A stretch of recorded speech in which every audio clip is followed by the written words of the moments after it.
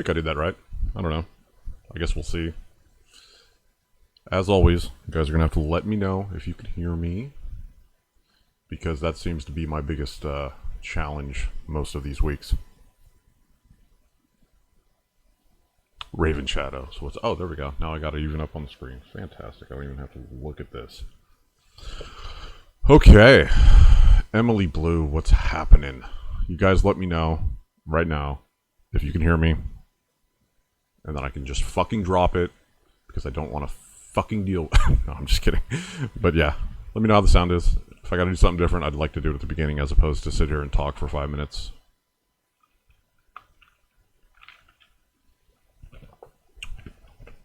Come on, girls. Hook a brother up. Let me know. Loud and clear. Titties, titties, titties. Titties, titties, titties. Fantastic. Shouldn't change any, so that's what we're going to go with. What's going on, everybody? So, like I did last week, I'm doing the Sunday Shenanigans, right? Which, if you guys watched it last week, it's just kind of like where I recap my week, and we can talk about like whatever you guys want to talk about. Plus, I have a little thing that I want to try out, just like I did last week with the video. You know, just a short thing, hang out for a little while. I try something, it probably explodes in my face, which is always fun for everybody. But I wanted to start off with talking about Friday and the last episode of Fighting the Stigma, which I think was pretty much amazing. You know, it's really been cool to start delving into the topics, because the topics are what are going to really be driving the show. That and you guys, hopefully. We have the email up in the last one, in the first one. I'm putting it up here, and we really would like you guys to send in some emails, some comments, questions, whatever. It doesn't matter. Just tell us that we're super rad and fantastic, or that we're super dumb and you hate us. Either way, totally cool. I'm into it. I like it. Any constructive criticism is good as well, you know. We're gonna do reflections number 8. Thank you very much. And the what we're gonna do this week is reflections number 8 on the Reflections by Eric Buss page. That might be a lot in the microphone, but it's about depression. So we thought it would be a good segue from anxiety into depression, since they're two of the main kind of things that almost everybody kind of feels, and they kind of go hand in hand as well. So that's what we're going to be doing. I'll put a link in this to Reflections 8, and we're going to be filming it either tomorrow or Tuesday. So I'm thinking probably tomorrow, though. So if you guys have questions or comments, just send them in. And if you don't want to be, if you want to be anonymous, be anonymous. If you don't want to be anonymous and you want to be known, that's perfectly fine too. And I can make it, and I'm editing these so that I can include this kind of stuff into the mini series. So hopefully you guys get into it and start sending some more emails. I got 2, and I really appreciate it, from someone in the chat. And we're going to be delving into some of that stuff maybe, but it's really going to see how the flow of the conversation goes. So that's about that with that.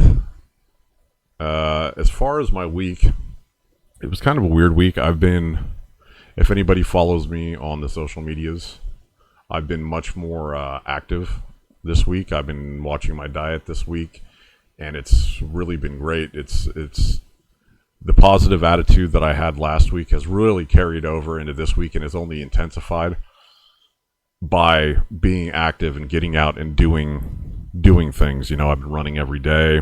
I've been, you know, paying attention to what I eat. I'm not on a diet or anything, not yet. That's probably going to start this week. But it's been awesome to wake up every day and be excited about getting outside, going and just being a part of the fucking world. You know, I spent way too much time when I was super depressed. Thank you, Raven Shadow. Nailed it with the wrench. Lock it down with the wrench. I spent way too much time inside when I was super depressed. and it's certainly added to that. So I really think just getting outdoors, and I mean the running and the endorphins and the just feeling better definitely helps. But I also just feel like, man, just being outside for a couple hours every morning before the world gets too crazy, and it's nice and quiet, has been unbelievable. It's been great for me. And so yeah, if you guys like watching that kind of stuff, it's usually in my stories on Instagram. That's more like the health stuff, but I want to keep this, well, I mean, this is going to be everything, but I like to talk a little bit more about mental stuff here. So another thing with the Instagram stories, I don't know if you guys saw, I had my wife over last week, and I was real excited about it, and I got myself a little too amped up too quick. That ended up being kind of a mess, and, you know, it was one of those things that could have brought me down, like, back in a month or so, something like that, or maybe 2 months ago, or, you know, the past 10 years. Something like what happened this week would have really brought me down and would have probably just ruined my week, dealing with, you know, her and the way that she is. And it really didn't this week, man. Normally we would get into arguments, but now I'm not engaging with her with it anymore. It's just games and shit. So I'm over that. That doesn't mean that I'm done trying to make things work or whatever, but it definitely means that I'm not going to allow somebody else to dictate my emotions on a daily basis. I'm doing this for me, you know? And if I was doing this 6 months ago, I would have been doing it for her. And that's never going to work. So it's been kind of a weird week relationship-wise, but like I said, physically and mentally and everything's been really rad. It's been pretty exciting. Good for you, man. That's also been motivating for someone like me at the beginning of my recovery. Awesome, Emily. Hey, I'm happy to be at all inspirational in some way, but that's not really the goal. I mean, I'm just kind of documenting what I'm doing. You know, I'm just getting out there and trying different things, talking to different people, and the stuff with Eric's been rad. So, like I said, tomorrow we're probably going to be filming episode 3, which will be on depression, and check the link in the chat right now. As far as that goes, I've also been getting into as I was running the first part of the week, I was really into just listening to like the podcast, the stuff that is comfortable, stuff that I know that I like. But I actually have gotten into doing some books on tape, which has turned out really well, because the first one I found, or I didn't find it, actually Eric recommended it to me, is an amazing one. And I'm kind of reluctant to start adding that into our talks as far as the miniseries goes until I finish the whole book. But I did want to, and this is going to be one of those things where I'm like trying something. So if it doesn't work, let me know. But I'm gonna try and put something up. I'm gonna read just an excerpt that really resonated with me from the book, and then maybe just talk about it a little bit, why it did. So we're gonna try that right about meow. So let's see. Boom. Boom. Okay, so this is a quote from Gary John Bishop. He's an author, self-help kind of stuff. But I've really actually kind of enjoyed doing the book on tape, because there's something about his voice and his passion for the writing that he did that kind of resonates with me. And I know I'm going to fuck it up, and it's not going to sound as cool as when he says it, but I'll read through there's 3 pages of this. I'll read through each page, and then I'll talk a little bit about why this resonated with me, if that works out for everybody. And I think it is up on the screen. Cool. So I think it's working. Okay. So this is from chapter 2 of Unfuck Yourself by Gary John Bishop. And the chapter is called I Am Willing. Okay. And the first half of the chapter is about willingness. The second half is about unwillingness. The part that really resonated with me was about unwillingness. So sometimes declaring your unwillingness can be just as powerful as declaring your willingness. And that's something that I wanted to stop on right there, because there's a lot of these kind of like self-help, ideas and stuff that are kind of based around everything has to be positive all the time. And that's just not me. You know, I need some reality. And being unwilling to do something in no way is necessarily a negative. It can be very positive, but just the way of thinking about it, it kind of makes it sound like, oh, that's the antithesis of being willing to change. It's not. It's being unwilling to allow something. So I'm gonna continue on to the next page.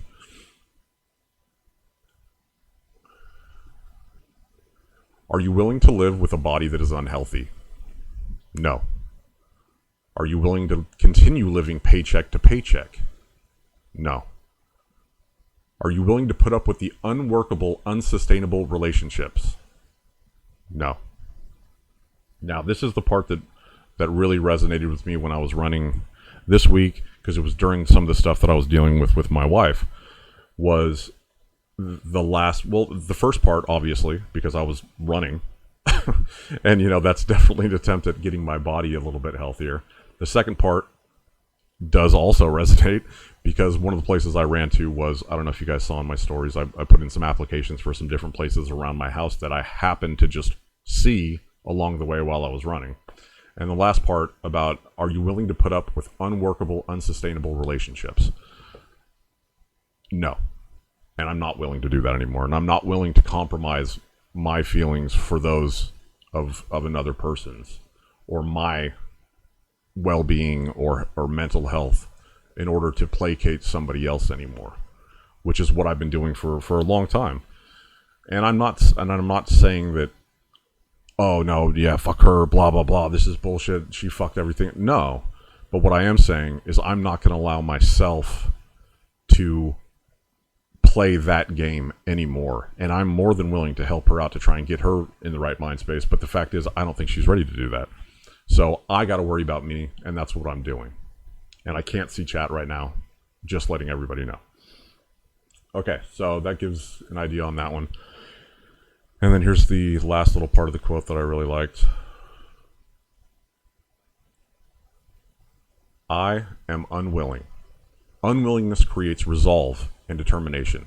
It provides an access to taking a robust and urgent approach to your situation. Okay, so now I really do like that, because unwillingness to me is much more powerful than willingness. Because if I'm unwilling to do something, that means that I have that robust and urgent approach towards the situation. Because it's a I don't want to say a vengeful thing, but in my mind, it seems more important if I'm fighting against something that I'm unwilling to do than it is, oh yeah, I'm totally willing to do that. And I know that might sound weird to some people, and it might completely sound like, yeah, that makes sense to a lot of people, but that's just the way that I feel. And that's why this section of the book made me think about it enough to create some slides and then talk about it. So anyway, I'm only about 6 chapters deep in the book, so once it's all over, I think maybe me and Eric are going to talk about it a little bit further. But yeah, that was just a little piece that I'd like to share with you guys. And there I am. Unfortunately, I know, everybody's sad, there I am. So let me look back at the chat and see if I missed anything. Co-parenting is difficult indeed. Absolutely. It's beyond difficult. It's crazy. Every failure is a stepping stone to a successful outcome. Correct. But in doing that, documenting, does it help others, or at least, okay, I'll add an angst. But in doing that, documenting, does help others, or at least me see and know I'm not alone. Knowing in my head differs from actually seeing, or daily, weekly fight is a kick in the ass to get moving and continue forward and accountability. Fuck yeah, that's awesome. Hey, that's exactly what I'm saying, man. It's like, a while, I don't know, back in the day, I would see posts of people like, oh, look at living my best life. Oh, fuck yeah, look at me do this, look at me do that. And I'd be like, man, fuck you, eat a dick. But the way that, and I'm not trying to say that I'm any better or any different, but it's not even about that for me. It's just like, it kind of gives me some accountability too. Like if I show if I have, in my mind, I have to show you guys what I'm doing in order to, at the beginning at least, in order to continue doing it. Now I'm just so into it that, like, yeah, fuck it, I could just do it. But, you know, stuff like Emily just said is what makes me want to continue doing it. One thing that can be helpful is finding your mantra. Yeah, and that's something that Eric talked about in the anxiety episode. And yeah, I totally agree. And he was right about especially the idea, because I had said that when I was towards the tail end of having these panic attacks, I would just be going so fast in my brain that I wouldn't be able to think exactly of anything, but I could pick something out of the shit that was flying by. And that's what I would do. But he made a good point that, hey man, you should have something concrete that is something that you can use over and over that is actually beneficial to the situation, you know?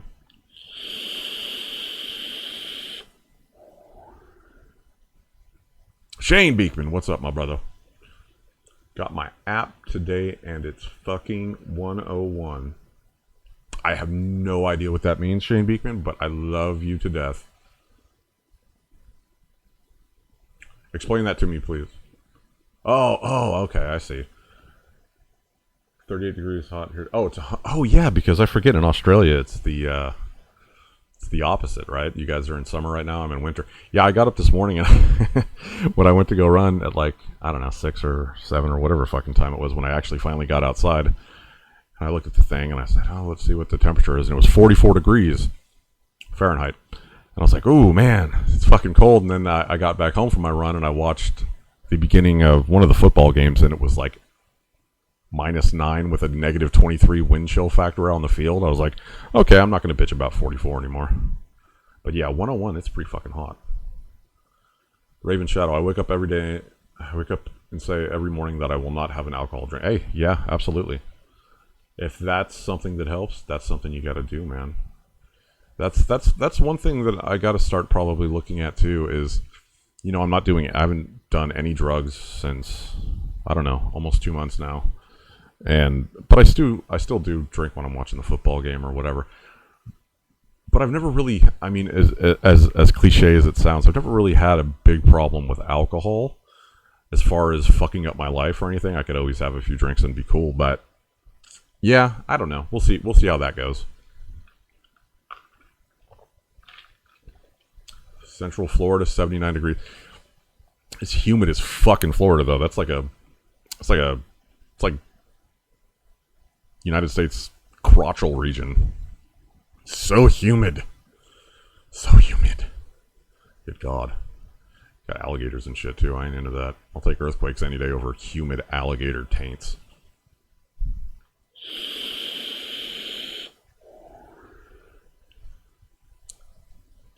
Anyway. Yeah, humid alligator taints. That's where we went with this one.